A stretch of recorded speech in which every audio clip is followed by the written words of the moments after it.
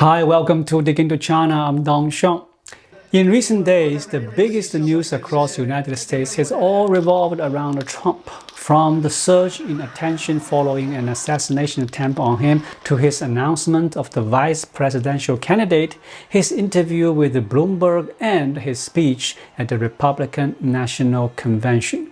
We now have a comprehensive understanding of Trump's plans for a potential second term.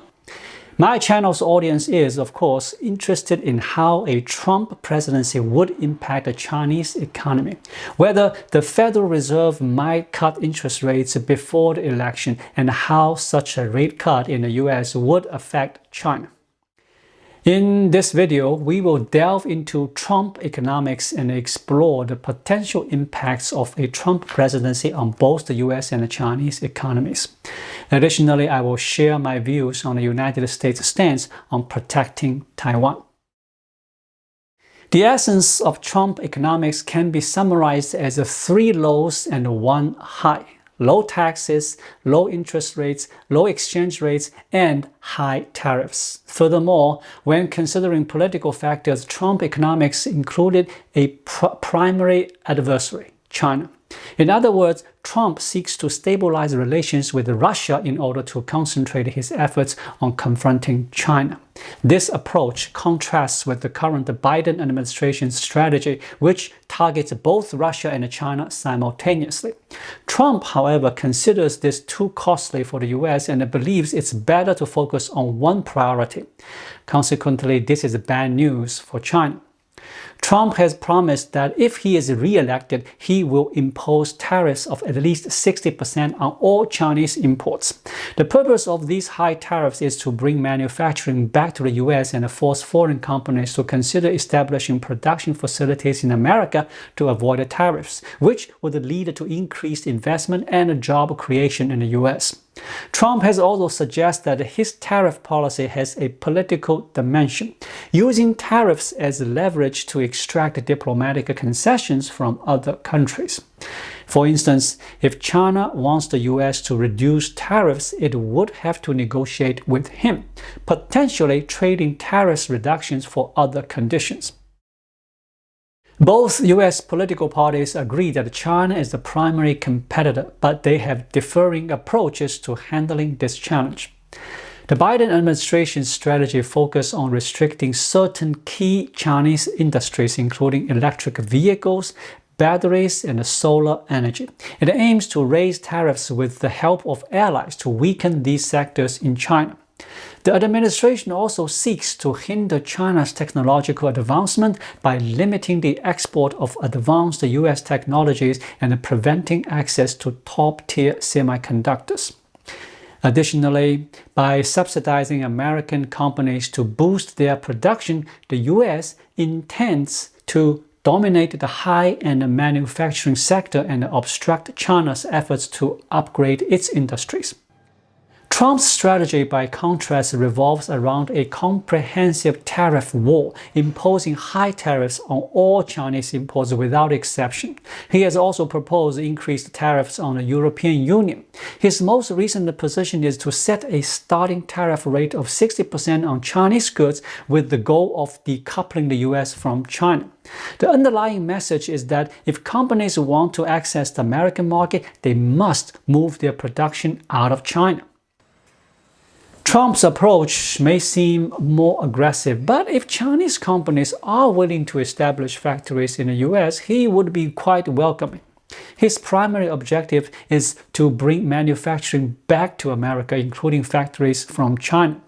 However, whether American workers will embrace this shift and whether Chinese companies will decide to relocate to the US are separate matters. Many viewers might recall the 2019 documentary American Factory, which follows Fu Yao Group's Cao De-wang as he opened a glass manufacturing plant in the US.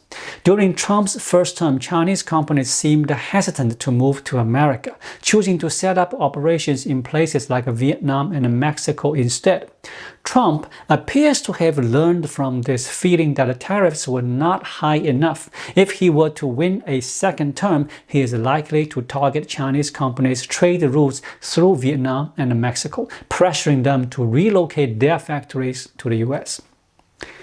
While the Biden administration restricts Chinese industries such as electric vehicles, batteries, and solar energy, Trump might be open to welcoming these companies to set up factories in the U.S. However, it's uncertain whether Trump would continue Biden's policies of restricting China's access to advanced American technologies and high-end chips. My concern is that Trump's approach might inadvertently introduce Chinese corporate practice into the U.S. and potentially heighten the risk of technology theft. Although Trump's team has consistently claimed that China is their primary target, there have been instances where they appeared to give Chinese companies a free pass. For example, Trump opposed the Democrats' ban on TikTok, and I also disagree with this decision. My issue isn't with the short video business model or short video platforms in general, but specifically with TikTok. This platform, which has been used by Chinese Communist Party to subtly influence American opinions, especially among younger people, has had a harmful impact. It has unknowingly affected many young individuals, and I believe it should be banned from the US. Chinese brokerage firms have estimated that if the U.S. imposes a 60% tariffs on all Chinese goods, it would directly reduce Chinese exports by 2.1% to 2.6% and cut GDP by approximately 0.2 to 0.3 percentage point. During Trump's previous terms, tariffs on China rose from 3% to 19%, which already led to a 1% decline in Chinese exports and the relocation of many low-value-added industries abroad. This time, high-value-added industries may also move out, potentially relocating to the U.S. This could result in the hollowing out of China's manufacturing sector, significant unemployment, and social unrest exacerbated by the lack of a robust social safety net. Although a Federal Reserve interest rate cut could help reduce outflow of foreign investment from China and give the People's Bank of China some room to lower rates and stimulate its economy, it's important to note that under a Trump administration's high tariffs, lower interest rates and a weaker dollar alone are unlikely to boost Chinese exports or increase foreign investment. Let's now turn to the Taiwan issue, which is a major concern for many. It's important to recognize that the U.S.-Taiwan relations are legally supported by the Taiwan Relations Act, passed in 1979. This law received broad bipartisan backing in both the House and the Senate, reflecting a strong consensus across party lines. In 2001, Republican President George W. Bush committed to defending Taiwan, a stance reaffirmed at the 2016 Republican National Convention. Furthermore, Republican President Ronald Reagan's sixth assurance from 1982 also emphasized this commitment. Therefore, it's hard for me to believe that Trump, a fellow Republican, would disregard Reagan's legacy and ignore a federal law that has been upheld in the U.S. for decades. Any changes to or repeal of this law would require congressional action, and it falls outside the executive branch's authority. I find it unlikely that a principle with long-standing bipartisan support could be abruptly overturned, creating a legal basis for Trump to abandon or betray Taiwan. Such a move would also lack widespread public support in the U.S. I find it puzzling when people suggest that a U.S. president might sell Taiwan to the Chinese Communist Party. What could China possibly offer that would make such a deal feasible? Additionally, does the Chinese government have the credibility on the international stage to handle such negotiation? A transaction of this scale with a government that lacks credibility seems highly unlikely. Let's not underestimate Americans by assuming they would be easily deceived. Trump has often used financial demands to pressure Europe and the Asia-Pacific region, expecting allies to share the burden while seeking U.S. protection. He seems to view the U.S. as an insurance provider where protection comes with a price. Some interpret this as Trump being willing to sell Taiwan if China offers a sufficiently attractive deal. However, I believe this interpretation is neither practical nor legal, and it conflicts with Trump's stated goal of confronting China. It's more plausible that Trump's main objective is to secure financial contributions and attract Taiwan's semiconductor industry to the U.S. Looking ahead, Taiwan's semiconductor industry represents a significant financial opportunity. As we've noted, the future of domestic manufacturing in the U.S. may be uncertain. Just as Japanese automakers have set up factories in the U.S., Taiwan could also establish chip manufacturing plants here. By hiring local employees and forming unions or lobbying groups, Taiwan could create strong connections with the U.S., gaining influence and benefiting from its relationship. This could be a positive development for Taiwan. Trump has stated that Taiwan should contribute more financially, which could lead to enhanced U.S. military protection for Taiwan.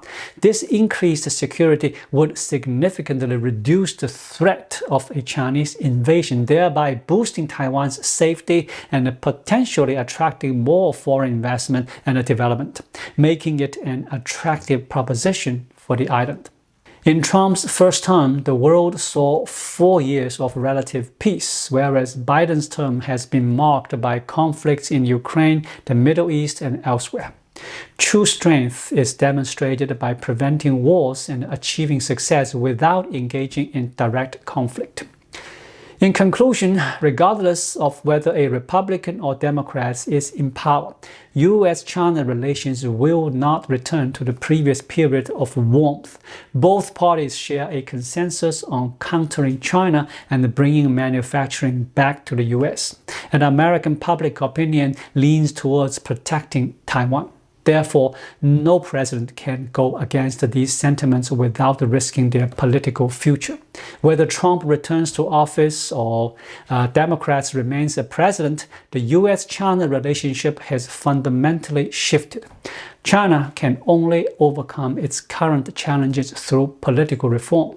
A change in U.S. leadership or interest rate cut will not resolve its present difficulties. Thank you for watching. Please like, leave a comment, and subscribe to my channel. Just click the subscribe button right here. I'll see you again shortly. Until then, be well.